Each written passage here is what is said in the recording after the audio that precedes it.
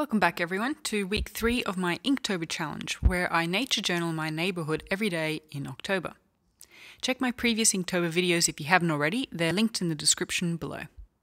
Day 15, Compass Landscapes. Okay, I'm going to confess here that I didn't do this on the 15th, but I did catch up 2 days later when I had some extra time. So you're probably wondering what this prompt is all about, so let me explain how it works. Essentially, you're doing a 360-degree landscape. So to start, I drew a big X on the page to break down what I could see from the north, the south, east, and west. I chose to draw the inlet facing roughly north first, then I followed that with the east, south, and west views.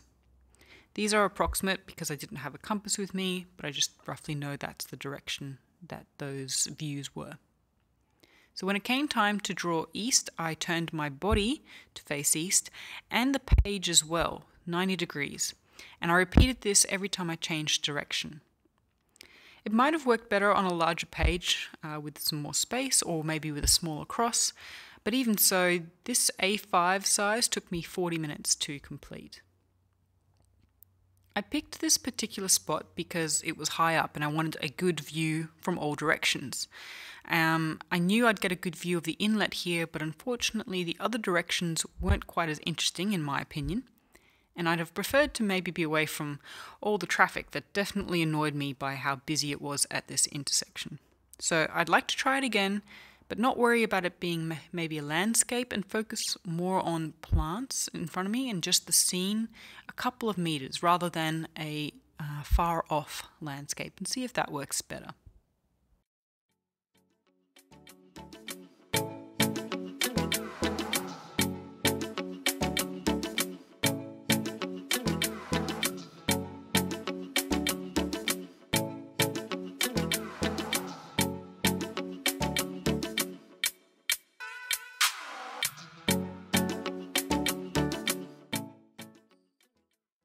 Day 16 is textures, and this is another of my own prompts. So the ornamental pear tree in the front yard started sprouting new leaves, and the buds looked slightly furry. So I decided to draw 5 different parts of the tree and focus on the texture of each.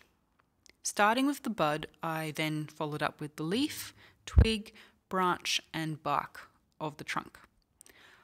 When I was sketching, I would stop to run my fingers over the different parts and explore their texture, and came up with 3 words to describe how they felt or what they reminded me of.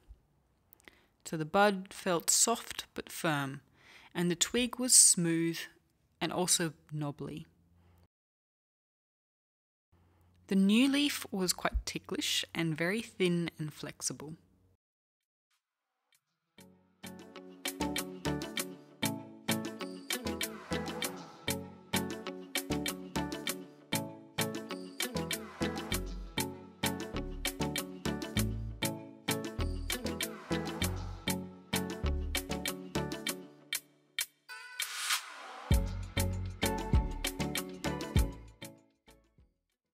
The branch had multiple textures. It was dry and flaky on the back, but smooth with bumps on the front.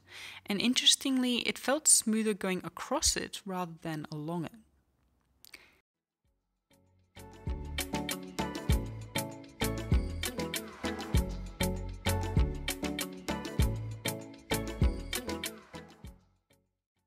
The bark at the trunk was crumbly, layered, and surprisingly grippy. This was a really relaxing exercise, but quite simple, and I like the minimal look on the page it gives. If you're enjoying this video, please give it a like and share with anyone who you think might want to try nature journaling too.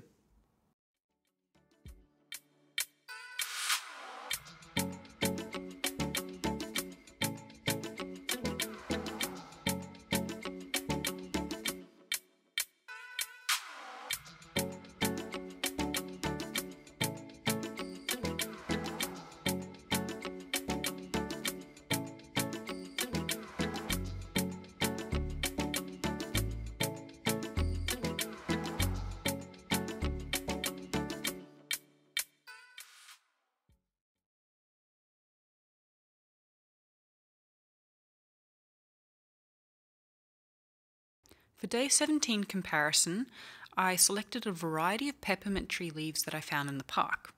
I chose different colours and ages of these fallen leaves from the ground, and also picked one fresh from the tree.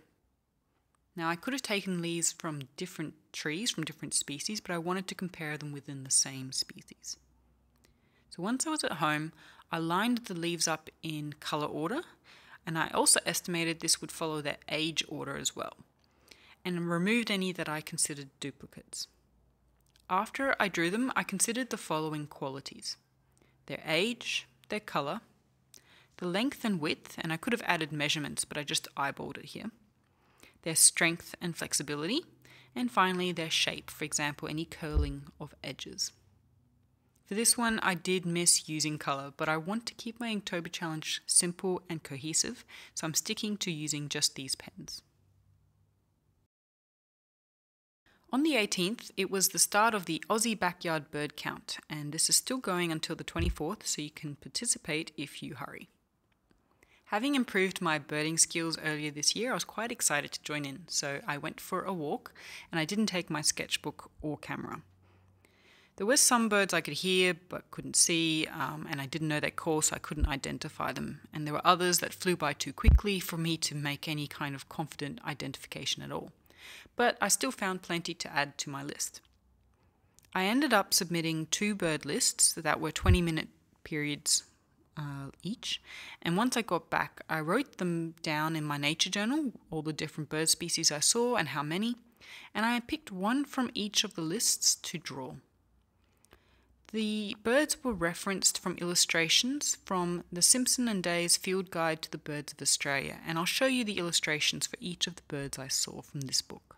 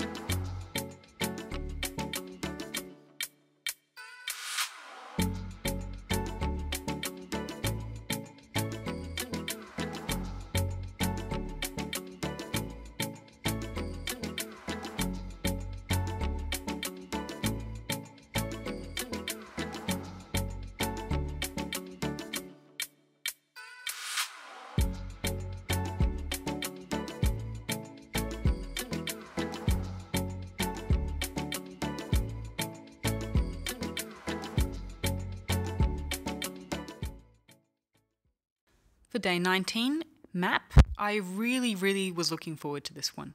Originally, I wanted to make it for the last day of October so I could add all the places that I visited this month on it, but I've got another idea for day 31 now. Any guesses? And Marley's prompt list had it for today. So this one's quite simple. I just looked up Google Maps and drew the area that I've been exploring this month, my neighbourhood. And then for each day, I added a small numbered circle on the map showing where I found the subject for that day's prompt. So there's a couple missing because I was away. And I do plan to come back at the end of the month to update this and fill up any spaces with small icons or drawings, just because I think it's a little bit bare as it is right now. Have you tried making a map before? I'd love to know in the comments below. For me, they always remind me of pirate treasure maps, and that's probably why I love them so much.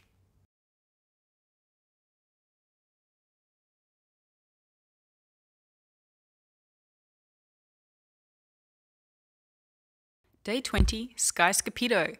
So these are mini landscapes showing the sky. I knew that it was going to be rainy around the 20th. So when there was a beautiful sunset on the 15th, I took a whole bunch of photos just as backup. And of course, on the actual day, it was indeed overcast, and I didn't manage to do the drawing then. But the next morning, I went upstairs and sketched the view through the window, of which you can see this time lapse, and then moved on to the photos. I really can't wait to try the skyscapes workshop from the video recordings of the 2021 Wild Wander Conference that I'll be getting back to when October's done.